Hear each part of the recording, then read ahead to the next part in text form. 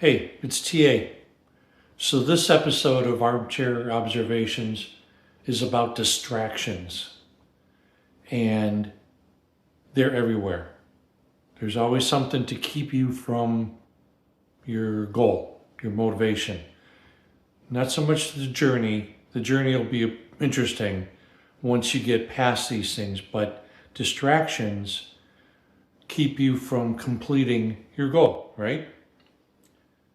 Well, I've been in a lot of bands. As of now, as of 2025, I've been in 45 bands.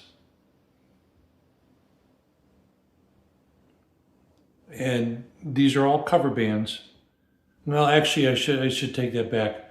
Um, there were there was one band that was 100% originals, um, and we played around Chicago, but still not much different than a cover band. We did covers, so anyway, I feel my success, how I was able to accomplish. Sorry, leveling the camera. My success was from my details, what I put into the music. So around the time I was in Driving with Strangers, I gotta say this was maybe mid 90s, probably. I was overplaying, definitely overplaying, because I thought it would be cool, because I saw somebody else do it, and I said, sure, why not? And it wasn't. It really took away from how the band was reacting to what I was playing. The band at the time, they didn't care for it. Okay. So I listened to that and I stepped back and I says, okay, so then let's drive the way I played, drive the details of playing it the way it was written, and just put in little signatures of yourself in the music. That seemed to work out. That plan worked. And I didn't rehearse anymore. I didn't rehearse every day because I'm not a touring drummer. If I was touring, I would probably try to rehearse every day in the off season, get ready for. But with cover music, it's a little different. I feel, and has worked for me, is that listening. Well, you can listen to music, but invariably something in your life is going to take you away from that. Now, I had listened to my life, and my life was taking me here, here, here, here, here, here. And what I did was I was letting those distractions pull me away from the music, and I wasn't learning anything. So I took a look at my marriage. Marriage is perfect. My wife is happy with the way things are going. She doesn't crowd me in any way. She encourages me every time. She bought me my drum sets. That alone tells you that she's on board. She even bought her latest vehicle is in case something happened to mine, my equipment will fit in her vehicle and I can get to a gig. She's 100% behind me. Then I needed to look at my job. So I've always had a corporate gig. I've always worked for a major corporation. Well, kind of. There were a couple of places that I worked for that were kind of on the side, but I still got paid and they were still corporate checks. So I looked at my job, and my job, IT support, even as when I was an electrician, even when I was a Boilermaker. I was a Boilermaker for about 4 years, just about the time U.S. Steel Southworks was closing up. And so I had that in my hands. And Welder kind of just grew out of that. It's typical. Boilermaker is going to be a welder. Welder can be a Boilermaker sometimes. They've got to have the creativity. Some people have the mentality to do those two different things. Some people don't.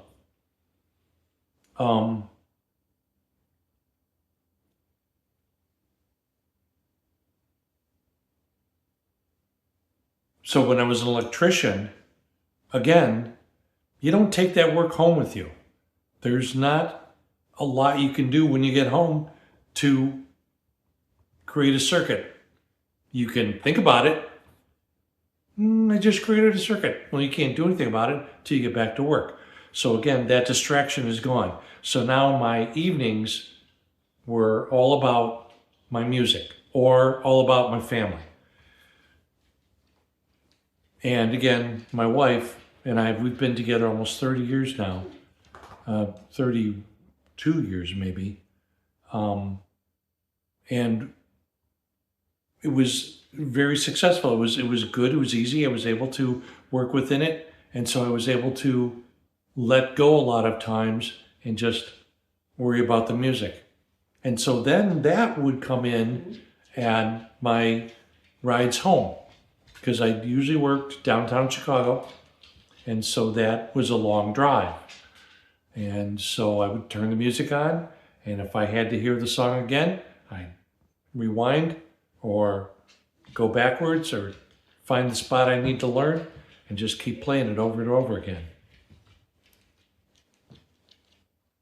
So now that's another distraction gone and open up for time to work. When I also worked downtown, I would take a train. I would take a train from the southwest suburbs or from the western suburbs. And that's an hour ride, at least. And gave me time to just put the headphones on and just listen to the music. I'd listen to the music on my phone. I had MP3 players. I had whatever I needed to get me the music into my brain. And I would listen to it over and over and over. But I would only listen to the songs we were learning. And once I had the songs we were learning, I'd clear them off my set list on my player and say, okay, this one's done. I know this well enough. Next song, okay, I know that well enough.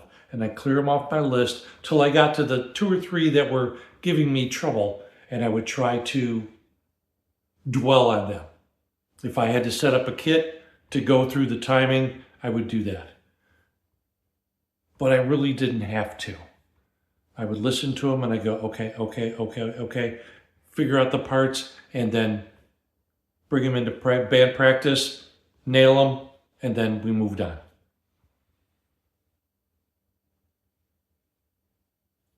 But the other part about that is that I was able to then put everything back in the list and just listen to the music. Just let it wash over me.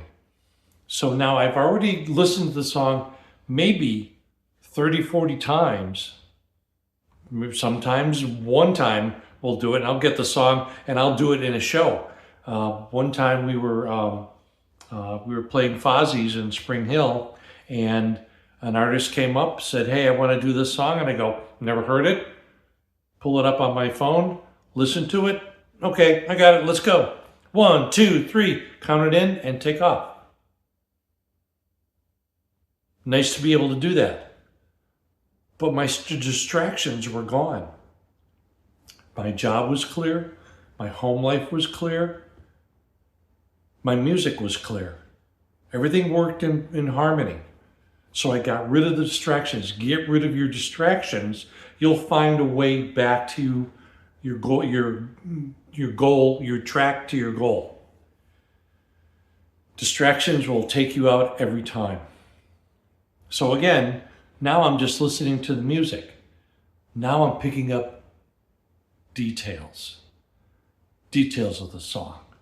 Little fills that came in behind that would support a note change or a empty area. I wouldn't do it 100%. I wouldn't do it exactly the way it was written. I might change it a little, give the same emphasis, or ba-da, ba-da, ba-da, ba-da. Still kind of the same timing, a little bit different, a little bit of energy from me to translate that part, but still giving the song the way it was written. With that alone, I think I've created my longevity in this space. That alone, I've given myself opportunity to be in bands that will benefit from me being their drummer.